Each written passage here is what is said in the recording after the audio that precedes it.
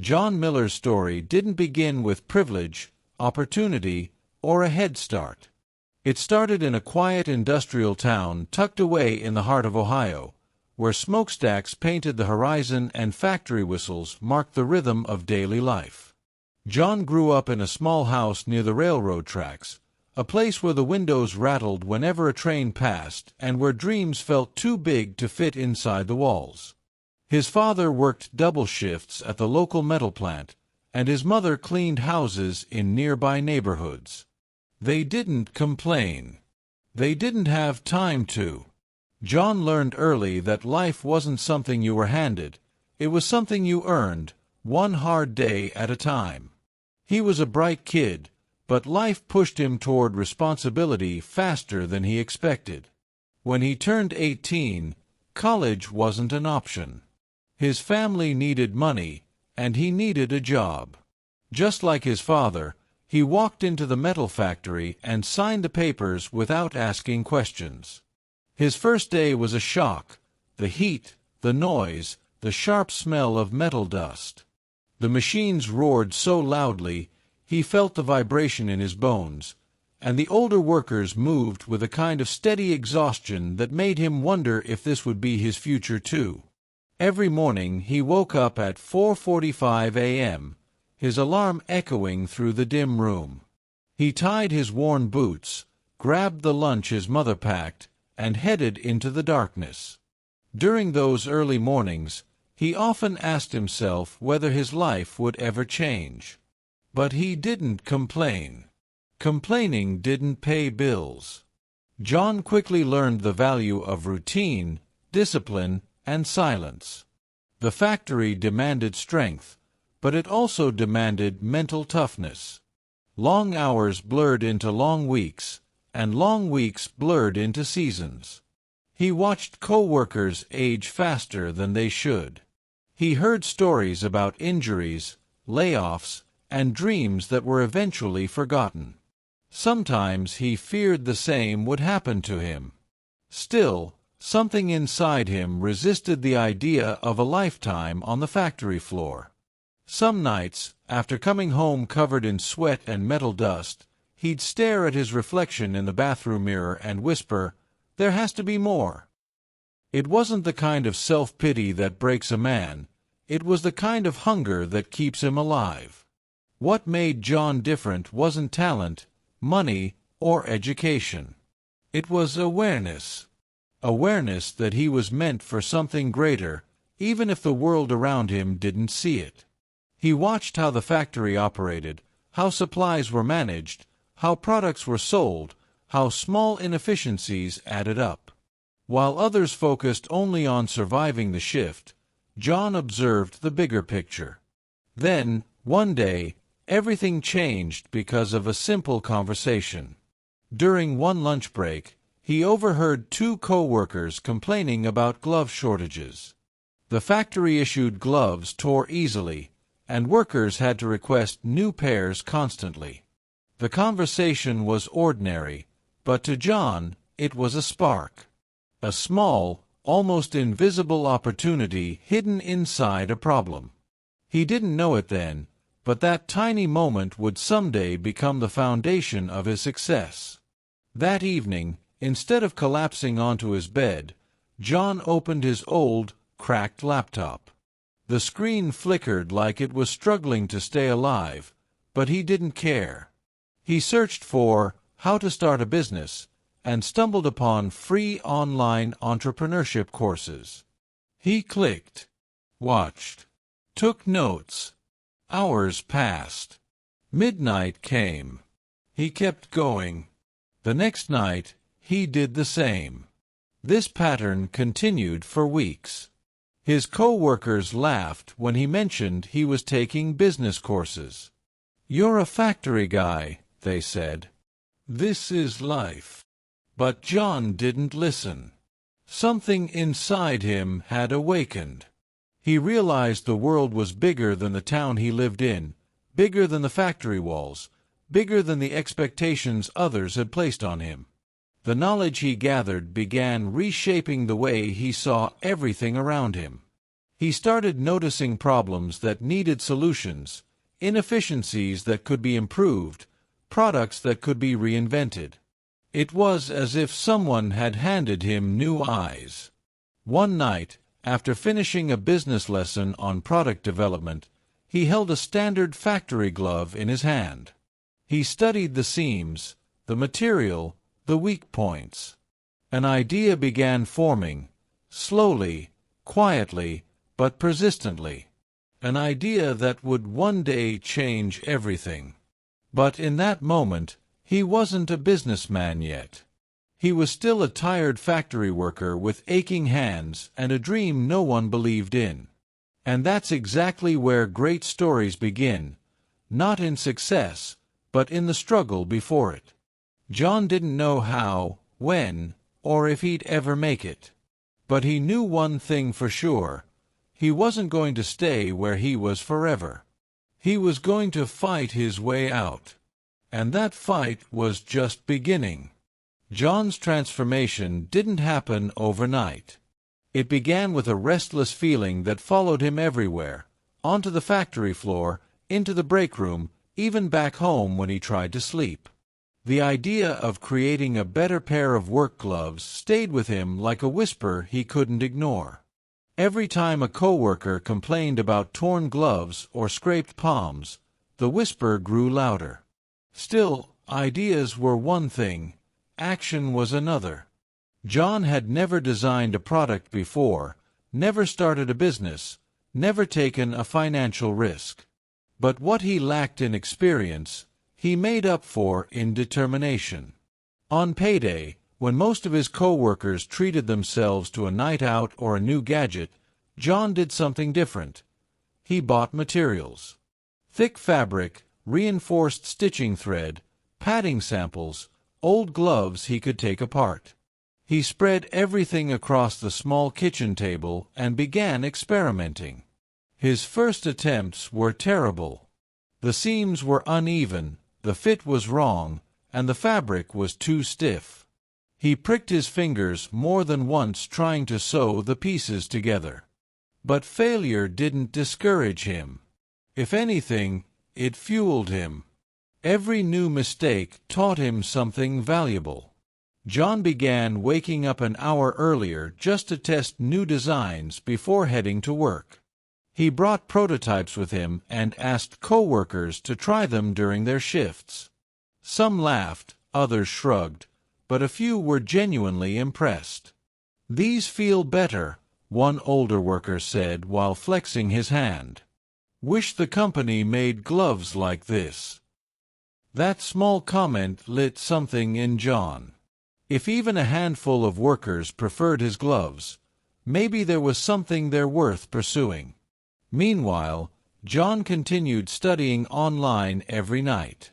He learned about product testing, small business licensing, marketing, and the basics of e-commerce. His world was expanding far beyond the factory, even though he still clocked in every morning. But the real turning point came unexpectedly. One afternoon, the factory manager called an emergency meeting. Production costs were rising, equipment repairs were overdue, and management announced they were cutting hours. The entire room felt heavy. For some workers, fewer hours meant struggling to pay rent or put food on the table. John felt that fear too, but he also felt something else: clarity. This was his sign. The factory wasn't stable. His future there was uncertain. If he wanted a better life, he had to build it himself. That night, instead of feeling defeated, he felt motivated. He opened his laptop and created a plan, a real plan. He listed every step he needed to take: finalize the glove design, find reliable materials, create a simple online store, and figure out shipping. It seemed overwhelming, and part of him wanted to shut the laptop and forget the whole thing. But another part of him, the stronger part, knew that big dreams only grow when you water them with courage. Over the next few weeks, John refined his glove until it was durable, flexible, and comfortable. Co-workers began asking if they could buy pairs from him directly. The first time someone handed him money for something he made with his own hands, John felt something he had never felt at the factory: pride mixed with possibility. He launched his online store late one night, heart pounding as he clicked the publish button. The next morning, before his shift, he checked his phone and froze. He had his first order, from a construction worker in Indiana. Then another came in. And another. They weren't huge numbers, but they were proof. Proof that his effort meant something. Proof that he wasn't chasing an impossible dream. Still, success didn't come easily. John struggled with packaging, shipping delays, customer questions, and balancing his growing side business with exhausting factory shifts. Some nights he slept only 3 hours. Some days he doubted everything. But every time he felt like giving up, he remembered the factory meeting, the cut hours, the look of defeat on the faces around him. He didn't want that to be his future. He wanted control, independence, purpose. And so, John kept going. His gloves slowly gained attention. Workers posted positive reviews, small construction teams placed bulk orders, and his little online shop began taking shape. The turning point wasn't one single victory. It was a series of small wins earned through persistence, sacrifice, and belief. John wasn't successful yet. But he was no longer just a factory worker. He was an entrepreneur in the making, standing at the edge of a new path that he had built with his own hands. And he was ready for whatever came next. John's life quickly shifted into a rhythm most people would consider impossible. He worked 10-hour shifts at the factory, came home covered in sweat and metal dust, showered, grabbed a quick meal, and then spent the rest of the night fulfilling glove orders and improving his designs. Sleep became a luxury, free time became a memory, and comfort became something he sacrificed willingly.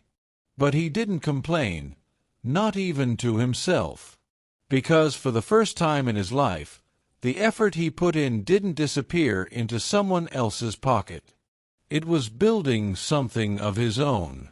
His online store started gaining traction, not because of fancy ads or expensive marketing, but because of genuine word of mouth.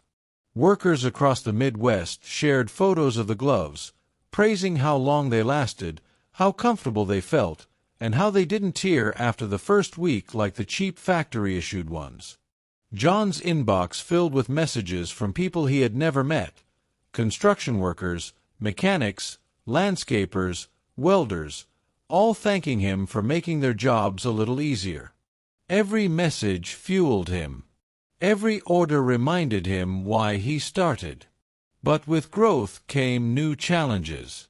His small kitchen, once a place for family meals, was now stacked with fabric rolls, sewing tools, packaging boxes, and shipping labels. His mother, though supportive, worried he was pushing himself too hard. His father, a quiet man who spent decades in the factory, watched him with a mixture of pride and concern. One evening, his father finally spoke up. "You're working yourself to the bone, son. What happens if this doesn't work out?" John paused, then answered honestly, "If I don't try, I already know how life will turn out."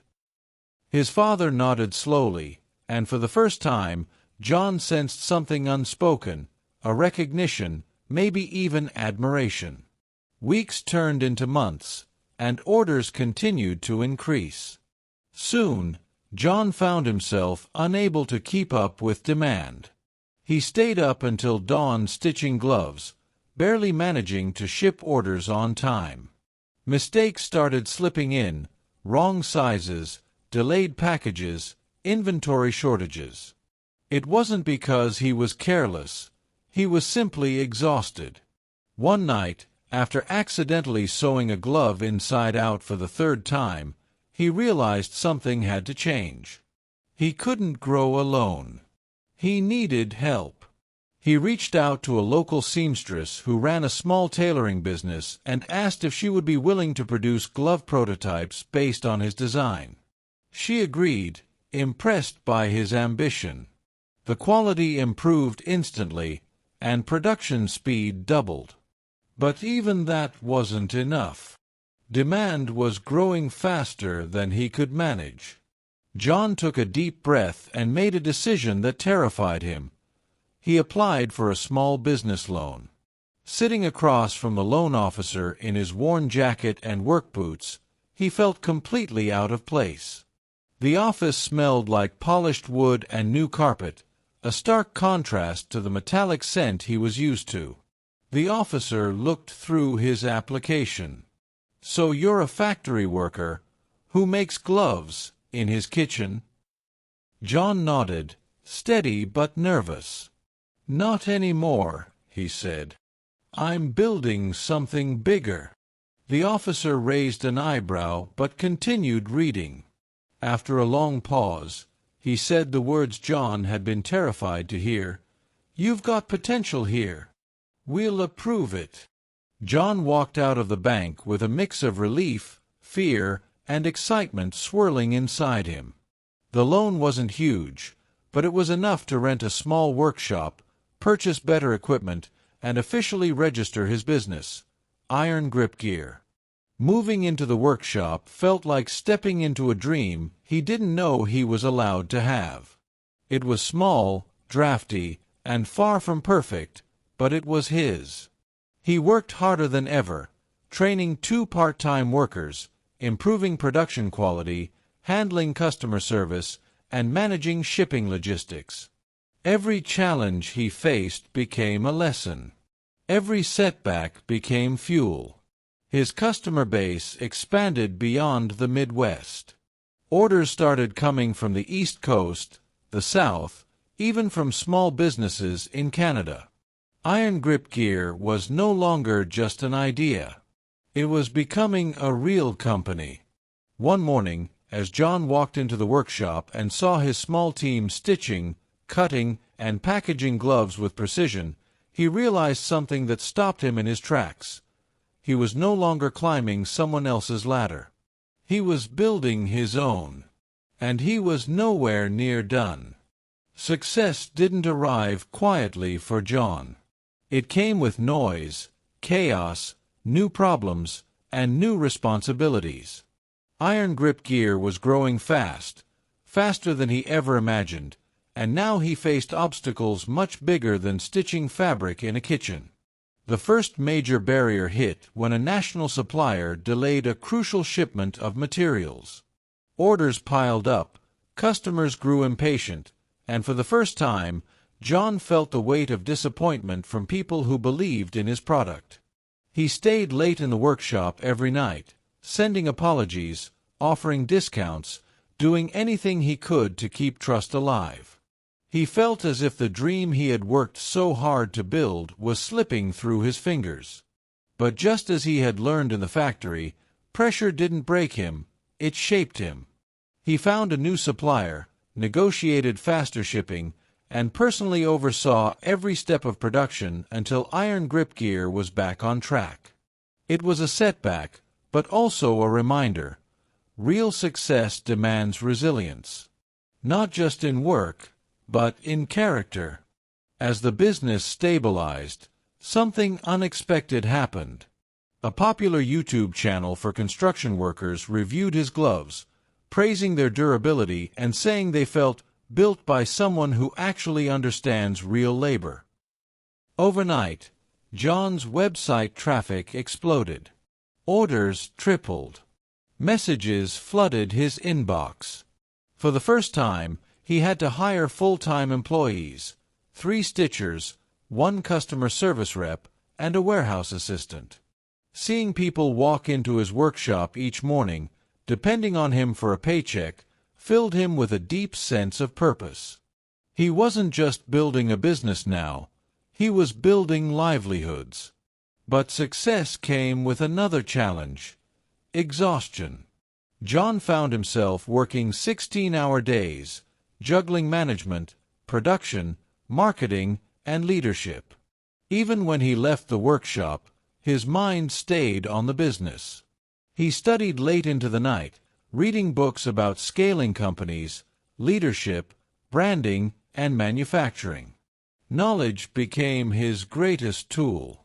One evening, after a particularly long day, he walked through the workshop while his team cleaned up. He noticed the worn-out broom leaning against the wall, the scraps of fabric scattered across the floor, the faint hum of machines cooling down. For a moment, he stood still, overwhelmed. Not with fear, but with gratitude. He had built this. Every stitch, every order, every late night had led to this moment. And yet, he knew he couldn't stop. Because comfort is where most dreams die. Wanting to push iron grip gear further, John reached out to small business mentors, attended workshops, and even signed up for a local entrepreneurship program. Standing in a room full of aspiring founders, dressed in his simple shirt and work boots, he felt out of place. But when it came time to share what his company did, the room listened. Really listened. Because John didn't speak like a polished executive, he spoke like a man who knew what it meant to sweat for a living. His authenticity became his strength. Opportunities followed. A regional hardware store offered to test sell his gloves in 10 locations. It wasn't a national chain, but it was a massive step forward. John agreed, holding back excitement until he could process what it meant. Iron grip gear was officially stepping into retail. The first month was slow. The second month was steady. By the third month, the store manager called John personally to say his gloves were outselling 3 major brands. When John hung up the phone, he didn't cheer or jump around. Instead, he sat down quietly in the workshop, staring at the gloves laid out on the table. To anyone else, they were just work gloves. But to him, they were proof that a factory worker with no money, no degree, and no connections could create something real, something respected, something that stood shoulder to shoulder with big companies. But the biggest barrier wasn't competition, supply issues, or long hours. It was doubt.